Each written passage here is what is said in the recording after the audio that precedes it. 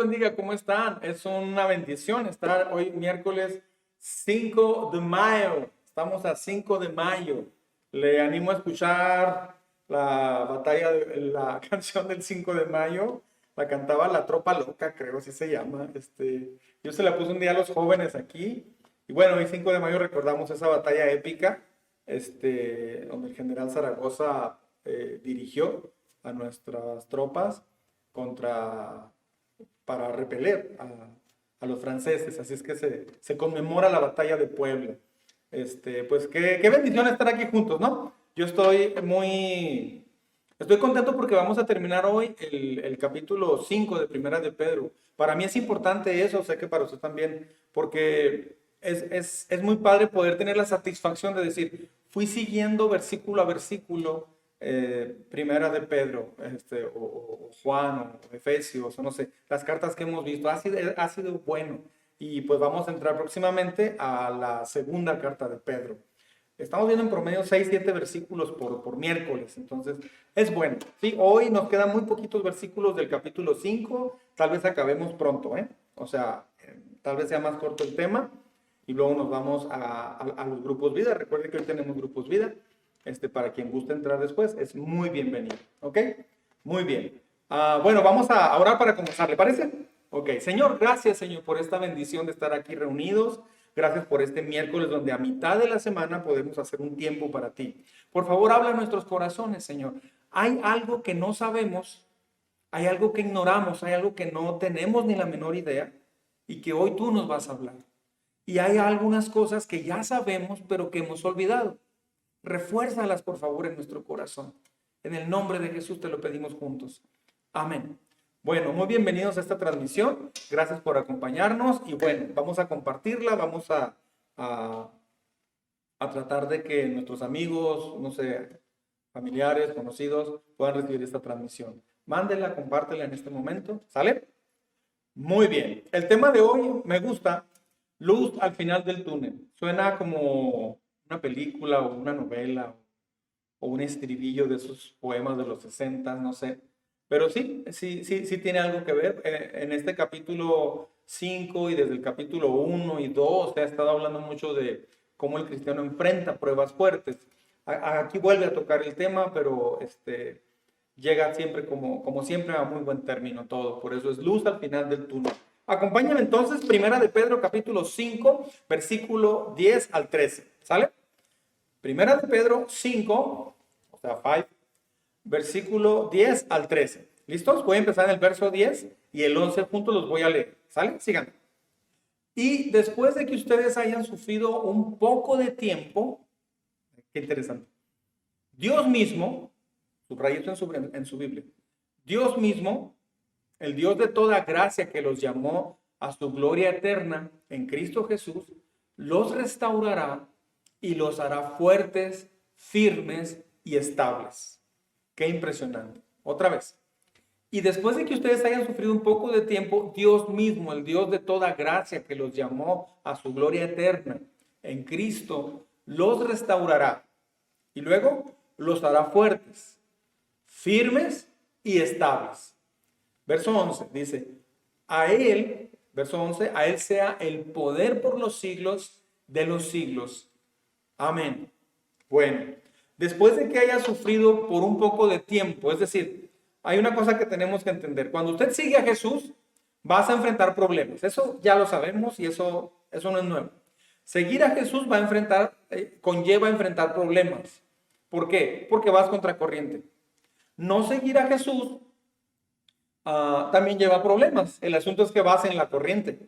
O sea, vas a la cascada de la caída, acá vas contra corriente. Entonces, sí en ocasiones se enfrentan más problemas, se enfrentan más dificultades que ir siguiendo a la corriente. Pero hay dos opciones, es un camino angosto y un camino ancho y espacioso. Dice Jesús que el camino ancho y espacioso, casi todos van por ese camino, pero lleva a la perdición. Pero el camino angosto es más complejo, pero lleva a la vida eterna. Entonces, la decisión que hemos tomado usted y yo puede que nos haya llevado etapas difíciles, pero eso es normal. Jesús lo advirtió y lo dijo, pero escuche bien. La Biblia dice que eso está garantizado, o sea, que va a haber tal vez persecución, acoso, rechazo por parte de la familia, de amigos, no sé, ridiculizado por causa de tu fe también. Pero ese no es el final de la historia. O sea, tal vez usted sea frustrado por cosas de esas, pero ese no es el final de la historia. ¿No le da gusto eso? La Biblia dice que Jesús soportó la tortura de la cruz, pero por el gozo que le esperaba.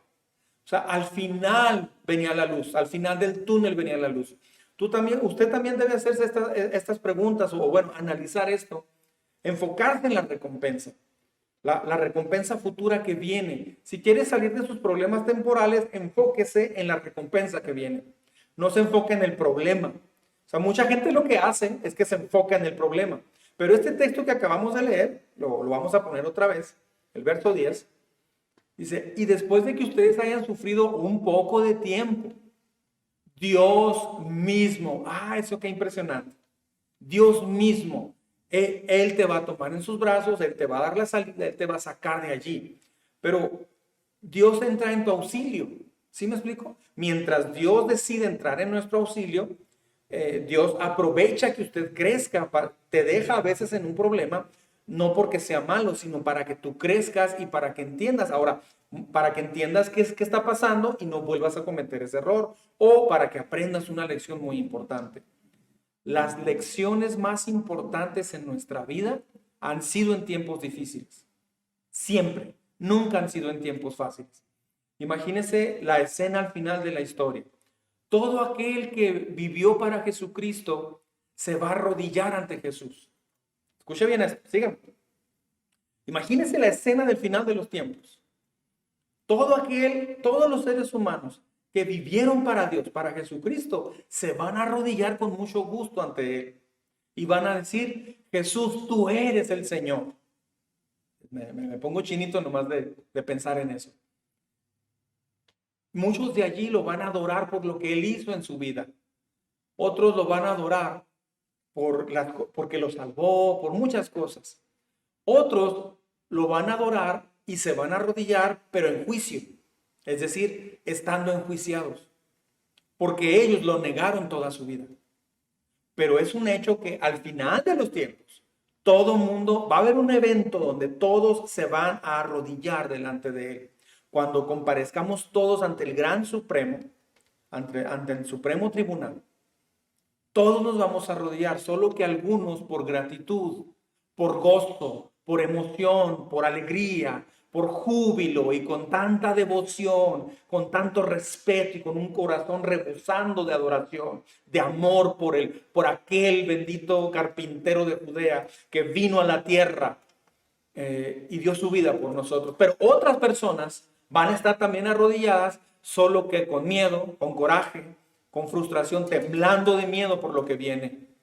Cada profesor que te ridiculizó en una clase a causa de tu fe, cada primo, cada persona que se burló de tu fe, un día van a adorar a Jesús también. O si quiero decirlo así, cada persona que se ha burlado de tu fe, también los vas a ver un día arrodillados, quieran o no. El asunto es que después de estar arrodillados van al juicio y tú no, tú vas a la vida eterna. Cada amigo que intentó convencerte de abandonar tu fe se va a arrodillar un día y va a adorar a Dios. Solo que después de eso no va a haber nada bueno. Cada artista que se burló, cada cantante secular que se burló de Jesús, creo que fue John Lennon el que dijo una vez, somos más famosos que Jesús, y a la semana un fanático lo asesinó. Pero él dijo, somos ya más famosos que Jesucristo, el cantante de los Beatles. Cada artista que hizo burla del nombre de Jesús lo va a adorar en ese día. Cada político que se opuso a adorar a Dios, cada político que trató de cerrar iglesias, todos un día se van a inclinar ante Jesús. Ese momento va a ser la gran recompensa. Entonces, por favor, piense en esa gran recompensa, no piense en el gran problema ahorita. Esto que se está sufriendo un día va a tener un término increíble. Y en ese día es como el embarazo, cuando una mujer da a luz. Sí es un dolor fuerte, pero dice la Biblia, pero se olvida el dolor cuando ves a ese bebé en tus brazos.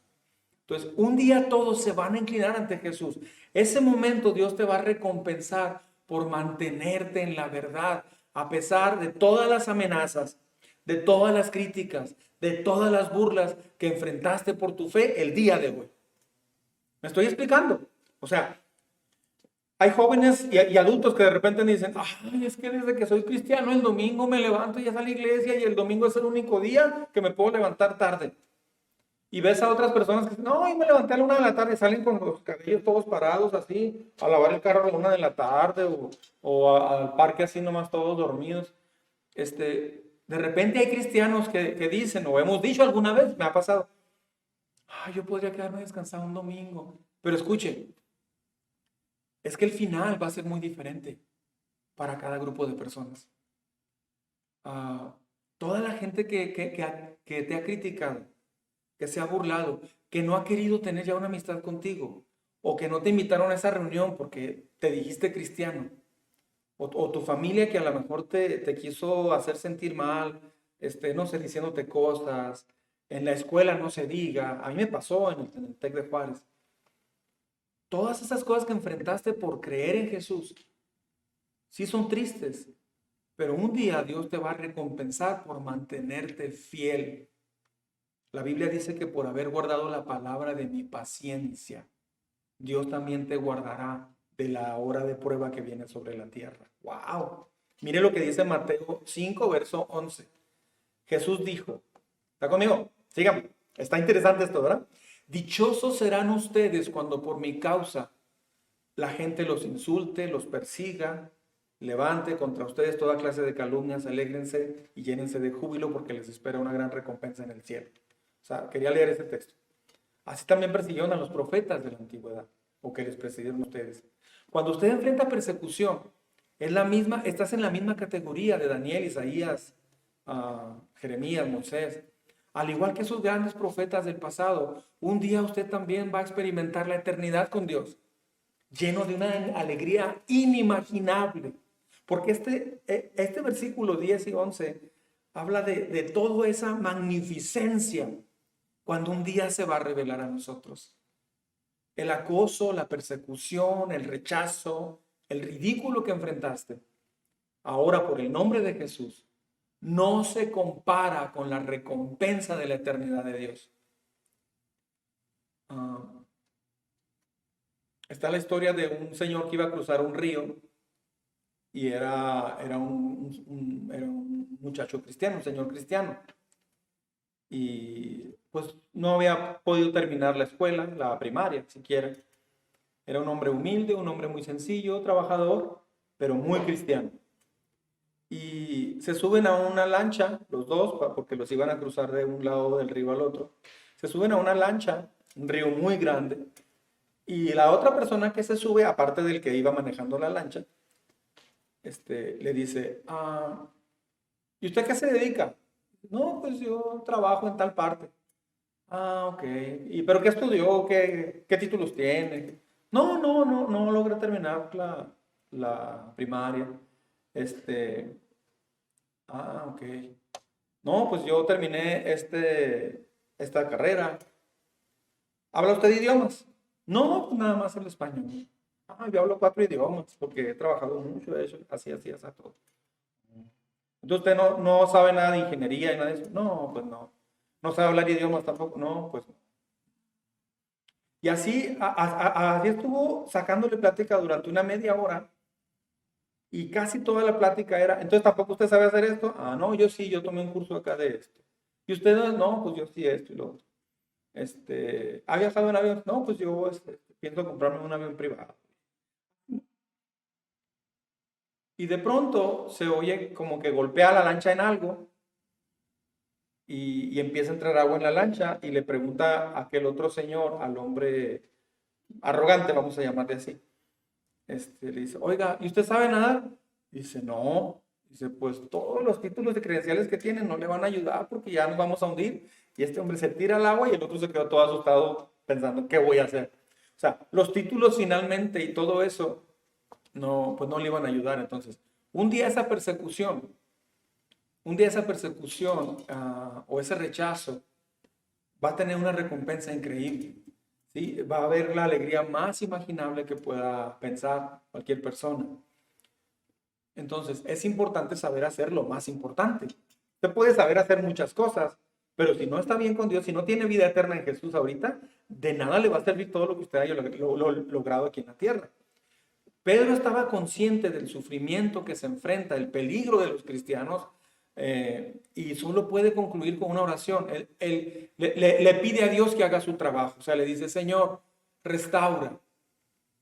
En este versículo 10, que Dios los restaure, los haga fuertes o los fortalezca, los haga firmes y los haga estables. Eso es lo que dice. Que Dios los restaure, que Dios los haga fuertes, los haga firmes, estables. Estas son las cosas que Dios hace en nosotros y hace también por medio de nosotros.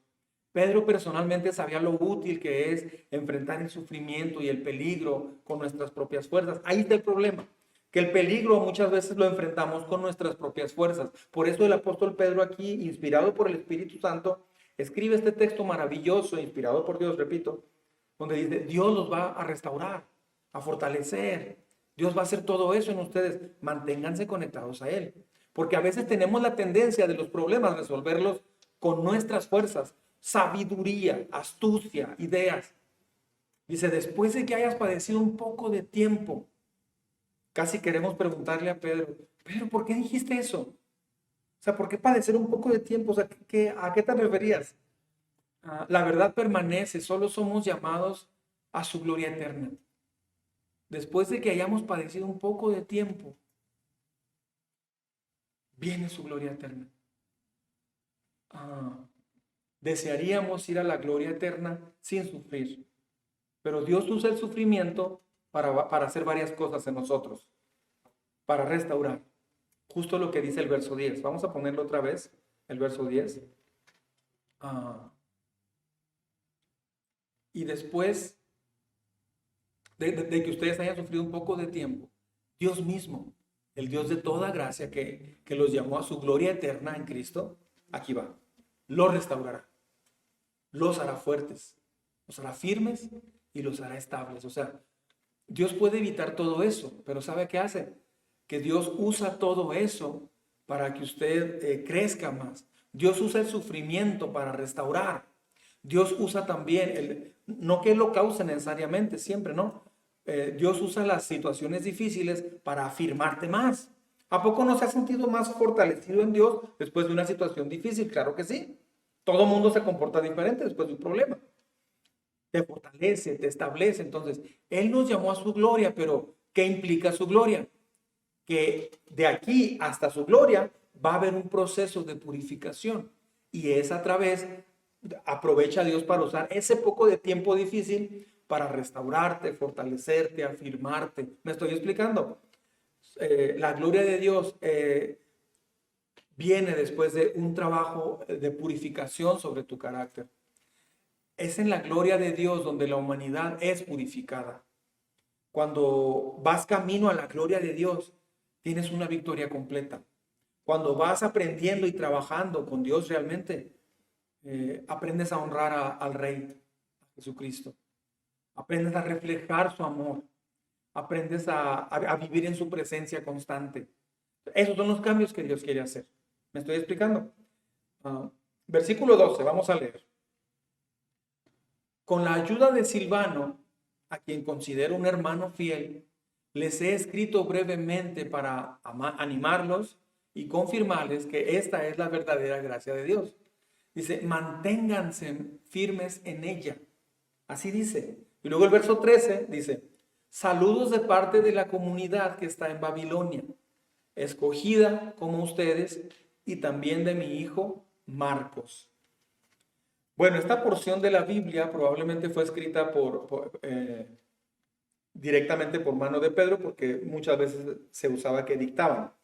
Había un escriba y ellos dictaban. De acuerdo con la costumbre del tiempo, parece que le dedica la mayor parte de la carta a Silvano. O sea, este hombre Silvano probablemente era el mismo conocido como Silas en muchas de las cartas de Pablo. Parece que es el que acompañó a Pablo, llamado Silas. Ah, esta es la verdadera gracia de Dios. ¿A qué se está refiriendo? Pedro resume este mensaje con una exhortación para entender y reconocer que la verdadera gracia en la que estamos no solamente es cómo va a terminar todo también, sino que a pesar de que hay problemas, vamos aprendiendo y creciendo. En medio de los problemas, Dios te va restaurando, Dios te va fortaleciendo, Dios te va estableciendo más, te va afirmando más. Así es que, ¿qué problema? Por eso, aunque haya problemas ahorita, hay una luz increíble al final del túnel por los que pasamos de vez en cuando por acá. Cuando dice que la iglesia está en Babilonia, dice, lo saludan, se refiere a una iglesia la cual está en griego femenino. Aparentemente Pedro describe como a Babilonia, pero obviamente Babilonia aquí ya no existía, ya había quedado atrás hace muchos siglos. La mayoría de los eruditos concuerdan en que se refiere tal vez a la ciudad simbólica de Roma. O sea, como había tanta depravación en Roma, a veces a ciudades muy depravadas se les establece o se les dice como Babilonia, ¿sí? Entonces, no se refiere en sí como a la ciudad de Babilonia, porque ya nadie vivía allí, sino más bien a Roma era considerada como la Gran Babilonia, ¿sí? Por todo lo que hacía, por todo lo que hizo el Imperio Romano. Entonces, se refiere a eso básicamente. En cualquier sentido, es una iglesia que está mandando a otras saludos. Dice, a la iglesia que está ahí en Babilonia, o sea, es como decirles, y ustedes que están en lo más difícil, es como decía un pastor una vez, yo planté una iglesia allí en Brooklyn, en Brooklyn, en Nueva York. Dice, a 2 cuadras había balazos, había prostitución, y allí plantamos una iglesia. El pastor Jim Cymbala. Eh, es como decir, es una iglesia en la Babilonia, es decir, en una ciudad perdida completamente. Así se veía Roma en esa época. Entonces le está hablando una iglesia de Jerusalén, que es considerado en Jerusalén pues como en el cielo prácticamente, en Jerusalén, a una iglesia que está en Babilonia, o sea, en Roma. Y le dice, saludos. Ustedes que están allí en lo más difícil, ustedes que están metidos en una vida tan complicada, donde están quemando a cristianos, donde tienen que esconderse, por un tiempo van a sufrir, pero no se asusten. Hay una luz al final del túnel, es decir, aún en medio de todo esto, por un poco de tiempo van a sufrir, pero no se preocupen, no se preocupen, al final viene la gloria eterna y va a ser increíble. Y la gente que está ahí en la Babilonia, que los mata, que los persigue, que hace todo eso, también ellos un día van a confesar que Jesús es el Señor.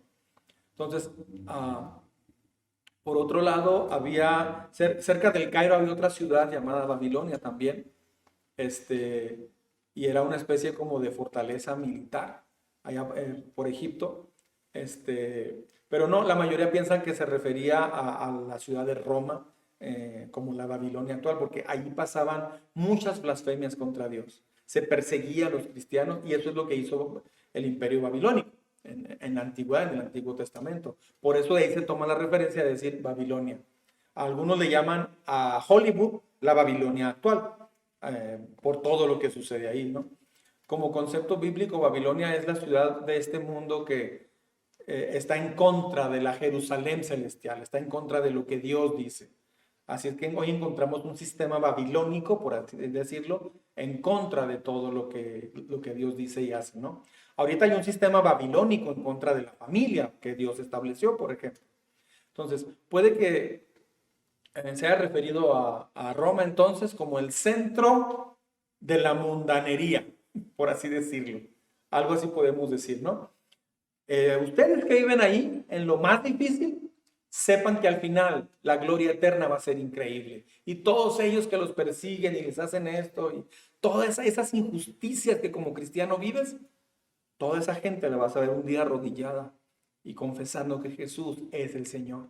Así dice la Escritura, que un día toda rodilla se doblará y toda lengua confesará que Jesús es el Señor. Así es que todos un día van a reconocerlo. Pero la gran diferencia es que unos lo van a hacer con coraje, con miedo, con frustración, y otros con gozo, porque saben que van a la vida eterna. Así es que este sufrimiento comparado con aquello no tiene nada que ver. Es increíble. A Marcos, por otro lado, le dice mi hijo, los saludan. Este versículo conecta a Marcos con Pedro. Aparentemente es el mismo Marcos de Hechos capítulo 12, ¿sí? Que iba con Pablo y con Bernabé. Eh, se toman en cuenta, a mí se me hace muy bonito esto. Muchos piensan que Pedro era el recurso primario de información del Evangelio de Marcos. O sea, Marcos, solo para hablar un poquito de Marcos, Marcos fue con Pablo y Bernabé, Saulo y Bernabé, fueron al primer viaje misionero. A medio viaje, Marcos los deja, los abandona, que era Juan Marcos. Lo abandona y en el segundo viaje misionero, Bernabé quiere llevar a Marcos otra vez y Pablo dice, no, nos abandonó. Entonces mejor decidieron separarse. Pablo invita a Silas y Bernabé se lleva a Marcos. Marcos parece que se sintió mal, frustrado, se le hizo muy difícil y abandonó aquel viaje misionero. Pero entonces Bernabé restaura, es un instrumento de restauración, de una segunda oportunidad. Y esto me emociona mucho porque a mí me gusta mucho que Dios me use para restaurar gente. De hecho, por eso la visión es eso, restaurar corazones. Gente que ya no dice, yo se me hace que yo ya no puedo, yo no soy cristiano por mucho tiempo, no sé. Dios tiene otra oportunidad, eso me encanta a mí. Entonces, Marcos es el que empieza a buscar muchos datos después de ese segundo viaje donde fue restaurado por Dios y Bernabé. Y en ese segundo viaje regresa y entonces empieza a escribir el Evangelio de Marcos, es el mismo. Se piensa, muchos coinciden en que en realidad fue Pedro el que le dio mucha información, porque Marcos es un evangelio de mucha investigación, ¿sí? Entonces está hablando de ese Marcos, qué bonito, ¿no? Le dice mi hijo.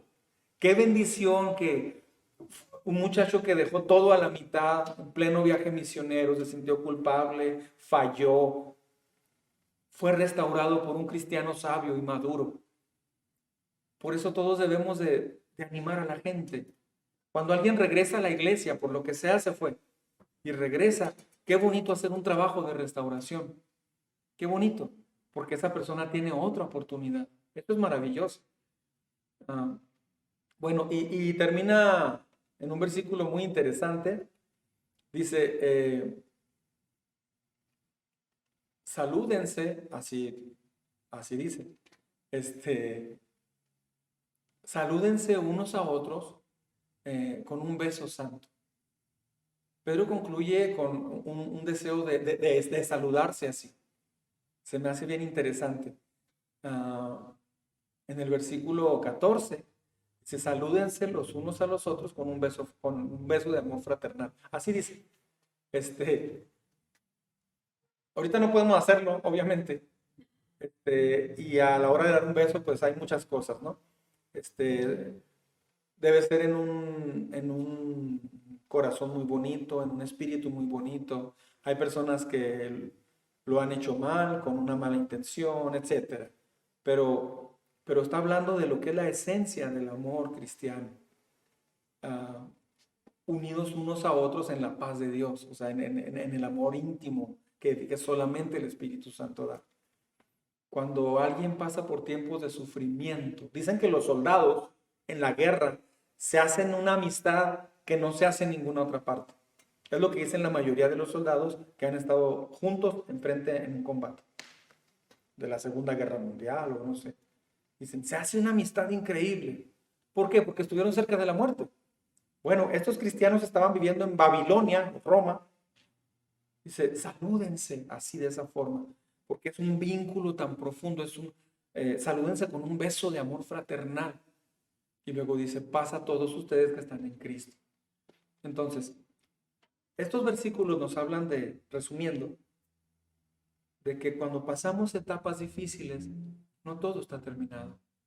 Aún allí Dios va a usar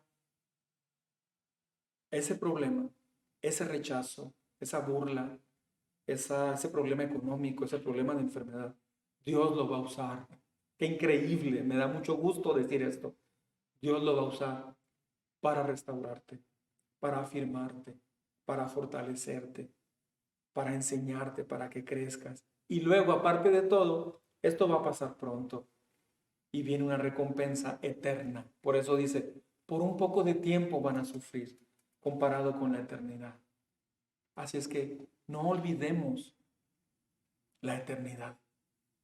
Enfrentemos los problemas con la mirada puesta en la eternidad, no con la mirada puesta en el problema, sino en la eternidad. Amén. Vamos a orar, por favor.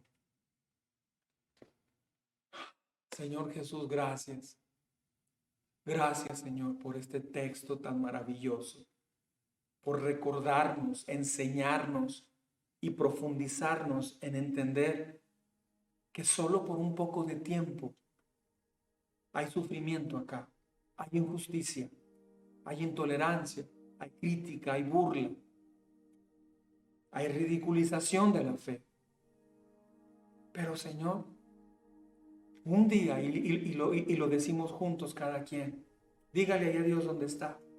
Un día, Señor, yo estaré frente a ti de rodillas y te miraré, Señor, a los ojos y declararé que tú eres mi Señor. Pero yo quiero hacerlo después de una lucha ardua en mi vida por mantenerme en la verdad. Yo no quiero llegar a ese día, Señor. Dígale allí donde está, por favor. Yo no quiero llegar a ese día y doblar mis rodillas con remordimiento y sabiendo que nunca hice lo que debí de haber hecho. Así es que hoy, Señor, tomo la decisión o reafirmo la decisión de seguir batallando en la fe, de seguir luchando en la fe, de seguirme ceñido a la verdad, de volver a la esencia de tu palabra cada día. Gracias porque aún en las pruebas y dificultades o consecuencias que yo mismo me he buscado, tú las usas para reafirmarme, fortalecerme, restaurarme. Y al final viene un gran evento, Señor, que va a durar por la eternidad. Enséñame a hablar de ti y enséñame a perseverar en ti para que aquel día yo pueda arrodillarme con gozo. Pues todo eso se siembra con la constancia de enfocarme en la verdad, de dejarme transformar en mi carácter por ti. Muchas gracias, Señor. En Cristo Jesús te agradezco mucho. Dígale ahí, por favor, a Dios. Te agradezco muchísimo por esta promesa tan grande. Tal vez me siento en Babilonia en ocasiones, pero al final habrá luz, porque nadie ni nada se escapa al cumplimiento de tu palabra. Todo pasará, pero tu palabra nunca pasará. Ni una tilde dejará de cumplirse. Toda se cumplirá al pie de la letra. Y eso a mí me da confianza, Señor. Y me da una esperanza y un gozo increíble. Ahora entiendo por qué tu palabra dice que agradezcamos y demos gloria a Dios aún en problemas y dificultades. Porque va a pasar por un poco de tiempo. Y tú mismo nos tomarás en tus manos y nos sacarás adelante. Gracias, Señor. En Cristo Jesús. Amén. Amén.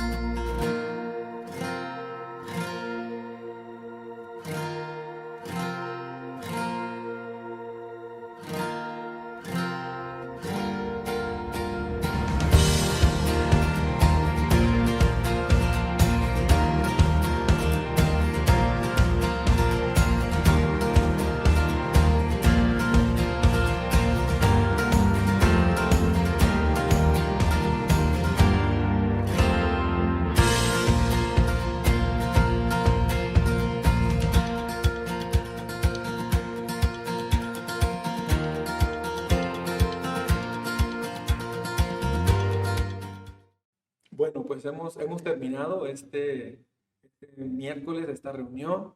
La próxima semana comenzamos con la segunda carta de Pedro. Yo estoy emocionado. Vienen temas muy padres también, muy profundos.